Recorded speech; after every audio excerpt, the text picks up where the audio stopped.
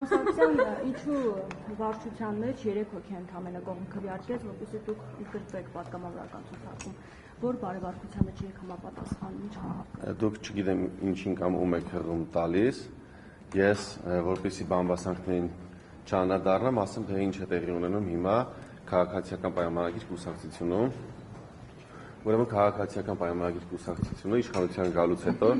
առաջին անգամ պատրաստվում է հերթական ազգային ժողովի ընտրություններին, հիշում եք, որ 21 թվականին ունեցել ենք արտահերթ ընտրություններ վարչապետի հրաժարականից հետո, երբ հապճեպ կազմվել է ցուցակ եւ ցուցակը կազմվել է վարչության որոշմամբ, այսինքն վարչությունն է որոշել, թե ով պետք է լինի ցուցակում եւ ով որ համարը պետք է լինի ցուցակում։ Այժմ մեր համար նոր իրավիճակ է ստեղծվել կուսակցությունում, երբ մենք հապճեպ չենք որոշելու ցուցակը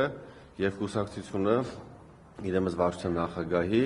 տարածել է հայտարարություն, որ բոլոր նրանք, ովքեր ցանկանում են առաջադրվել, կարող են առաջադրվել նոյեմբերի 1-ից 30-ը եւ վարչությունը պետք է հաստատի թեկնածուների առաջադրվելը դեկտեմբերի 1-ից 31 ընկած ժամանակահատվածում, որից հետո հաստատված ցուցակը արդեն կդնի քվեարկության ամբողջ կուսակցության մեջ համագումարում, որտեղ 1000-ից ավել կուսակցականներ կքվեարկեն եւ որ թեկնածուն, որ շատ ձայն հավաքի կզբաղեցնի առաջի համարը, նրանից պակասը երկրորդ եւ այդպես կձևավորվի քանի հոգի կմասնակցի մոտ 300 կամ 380 հոգի հայտ են ներկայացրել այս պահին մոտավորապես կարծում ենք որ 300-ից 350 հոգի կլինի թեկնածու եւ պատվիրակները, այսինքն ամբողջ կուսակցության պատվիրակները 1100 մոտավորապես թվով կորոշեն թե ով որ համարը պետք է լինի։ Նաև այս փուլում վարչությունը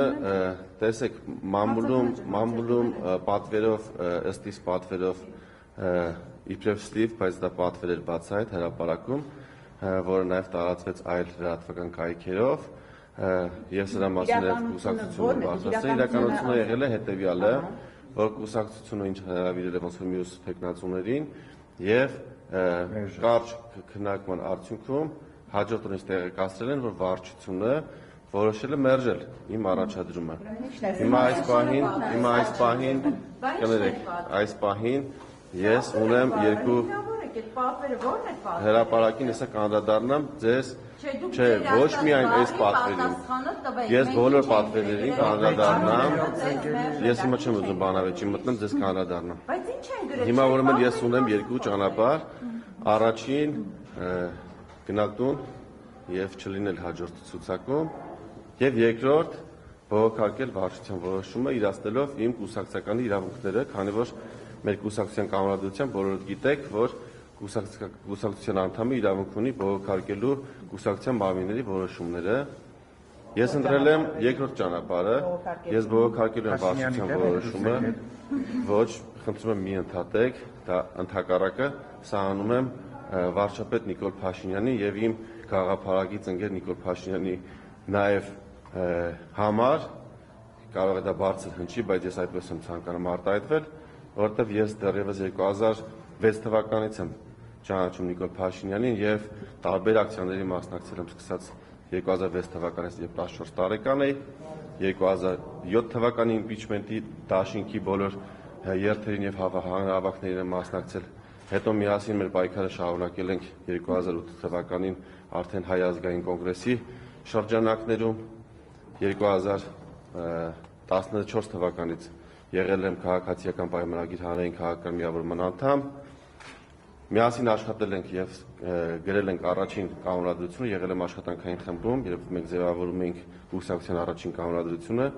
2015 թվականին եղել եմ քաղաքացիական պայմանագիր, կներեք ավարտեմ ձեր հարցին պատասխանեմ։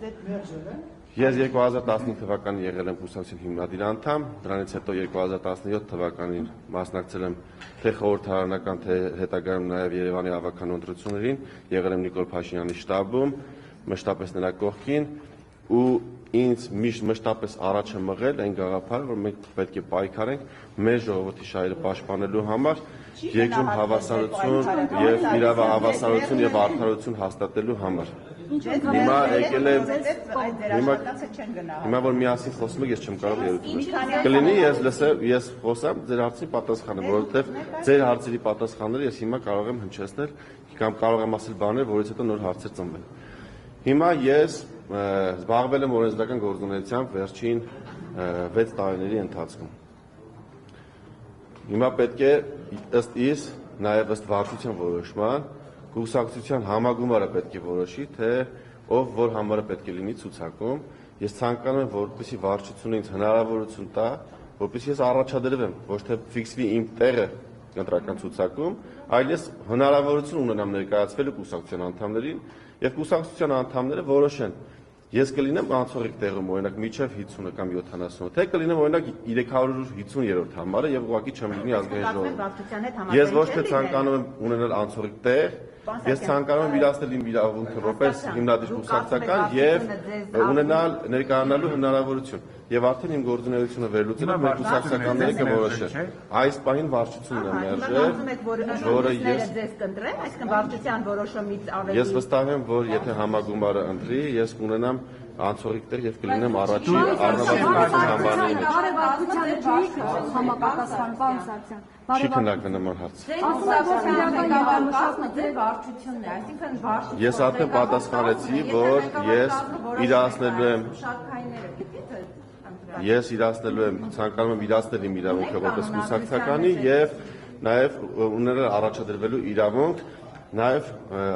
կարծում եմ, որ առաջիկայում այսօր կամ վաղը կամ մոտորապես վարչությունից կհրավիրի, որպեսզի քննի իմ բողոքը եւ բավարարի բողոքս կամ մերժի։ Դուք հասկացել եք պատճառը, ինչու եք մերժվել, ինչու ձեզ մերժեցին։ Ասեմ։ Ունեք դե հարցի